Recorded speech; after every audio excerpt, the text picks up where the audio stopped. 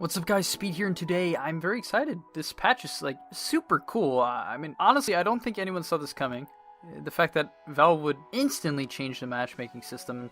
I'm here today to talk about maybe some complaints, the benefits, some ideas of what they can do with this in the future, and really all of my thoughts on this recent patch and discussing, Valve's update on matchmaking. This pro guide you're about to see is one of hundreds, just like it, over at GameLeap.com. GameLeap is your #1 stop to become a specialist in your desired role fast. Check us out today with the discount link in the description below to unlock your hidden potential, but for now, let's hop into the video. Now first off, what I want to say and what I saw also capitalists say on Twitter is that Valve did a great job making it clear that they want feedback and are not certain that this is the best route for them to take with matchmaking, right? Which means that if everything goes to the dumpster, it can be reversed. And I think this is great from Valve, because I know with the whole Cuckoo situation in the past, there was a lot of issues with communication on Valve's part. People felt blindsided. They had no idea where Valve was going with anything. It was very unclear. But this patch does an incredible job of making everything clear with what they want to do, when they want to do it, and what they're going to expect from the community in return.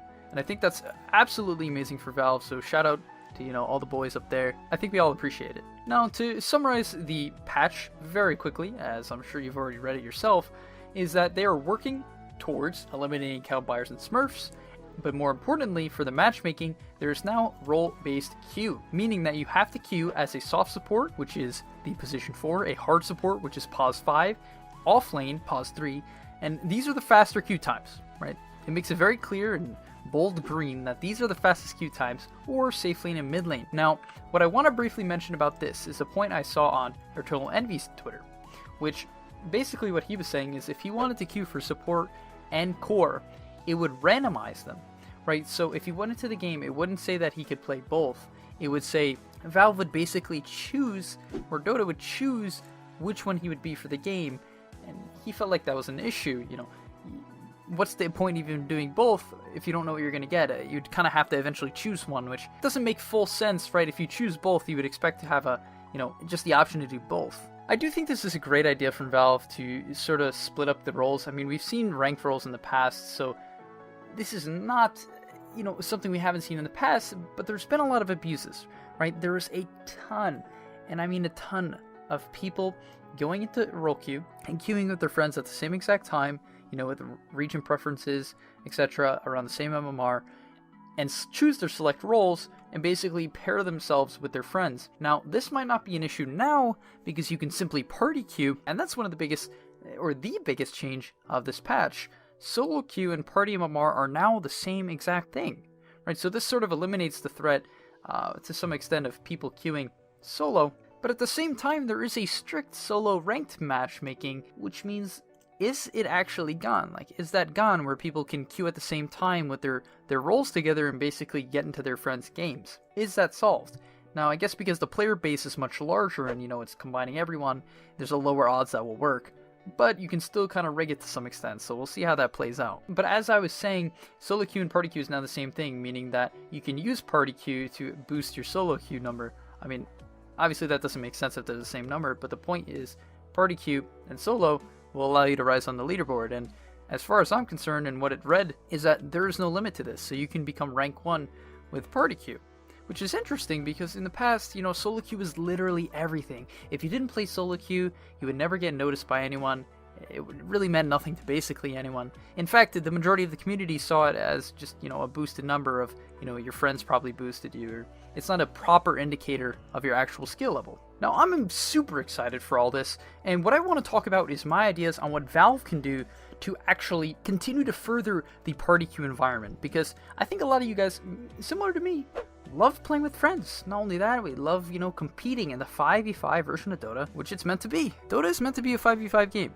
In fact, I think if you guys haven't experienced it yet, you really should. Join a team, join a league, and give it a shot. Try out Captain's Mode, and you're really gonna get a feel for how complex Dota can be with its diverse drafting and your ability to, switch lanes with teammates, make great calls, coordinate fast smoke gangs. That style of Dota is just almost unseen in solo queue. So really what I want to see Valve do is continue to create sort of incentives to play party queue and incentives to develop, a bigger community around Team Dota. And my idea for this, and what I've heard of others say as well, is that they bring back some sort of community system, right? Whether it's clans or guilds, whatever they want to call it, the ability to form a clan, have some personalization features, and have people join in and out. And what this would allow you to do is make guilds in which you can invite people in and out. And I think would really be cool is if they had roles, if they had like positions, a ladder you could climb up within it, maybe even a feature where you could play 2v2s within your guild or 1v1s to really, increase the community and the learning process for everyone. I feel like there's endless options with the learning aspect of guilds and the ability to bring people together so that they can practice together, but also they have the potential to maybe create a really cool reward system for team play in cosmetics and customizable banners, logos, etc., where basically the better or bigger your guild gets, or maybe challenges you complete with your guild can allow you to unlock very specific or niche cosmetics that only come from this option. I'm really confident that this would be just absolutely amazing. Not only would it incentivize the team play that we just talked about, but it would get another way for creators, cosmetic creators in the community, to have the option to create cosmetics for these guilds and really make personalized, super cool guild cosmetics. Like, imagine if EG and Liquid came together and made a guild and had their own like dual logo. Now, I'm not saying that would happen, but something like that, it would be super cool. And then there could be really cool cosmetics around it. You could have TPN, how EG and all the other teams have their like TPN cosmetics. You could have that for the guilds as well, and that would be absolutely sick. It would really feel like individual players could be a bigger part of the Dota game and not only have to look to pros for their cosmetics, cool personalized cosmetics. And now the last thing I want to mention about this video, and I appreciate you sticking with me, is the potential issue with party queue boosters. Now, there's a few things I need to say. Some players don't even respect the idea of others gaining MMR through party queue, right? I read on Twitter that some players said they won't respect it at all. They'll have literally no respect for you if you gain your MMR through party. Now, I find this an interesting take, right?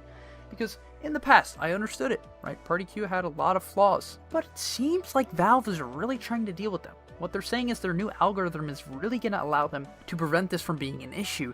Now, what Eternal Envy said on his Twitter, and I know I'm referencing him again, but what he said is that Smurfs are undoubtedly, even though they're trying to get rid of Smurfs, he says they're inevitably going to be Smurfs playing with people, like low MMR Smurf accounts, playing with high MMR players to boost that one high MMR player's account. And frankly, I feel like this is almost inevitable too. This one I can't disagree with, and I don't know how good Valve's system is for shutting down Smurfs, but it seems like they haven't done a great job in the past, and unless there's, some secret recipe they just figured out, I'm nervous that this probably will be the biggest flaw of this system, the ability to get people to super high ranks strictly through smurfing on low MMR accounts and partying with the high MMR players. And I really hope someone down in the comments maybe can tell me why this isn't the case, why this is the case, or, basically reaffirm or deny this claim, because I'm concerned. I'm very concerned about this one in particular, and I hope there's some solution. But lastly, what I want to hear from you guys, because I really think this is such a cool, amazing thing. What if there's a Game Leap server? That'd be hype. But really what I want to hear from you is, what do you think Valve could expand on to continue to increase the party environment? Because I think that's what they're trying to do.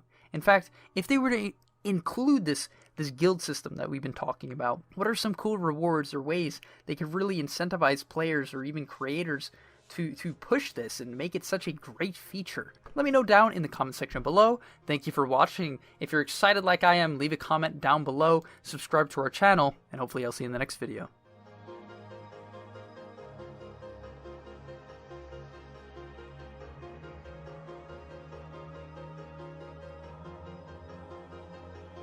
Are you tired of being hard stuck at your rank? Over at GameLeap.com, we have a library of hundreds of guides authored by pro players and coaches covering literally every aspect of Dota. Whether you're looking to master a new hero or role, or just polish up your existing skills, GameLeap is the proven place for competitive gamers to hone their craft and unlock their secret potential. Hit the link on screen right now to take advantage of our special offer for a 25% discount, guys. 25%, and start your journey today.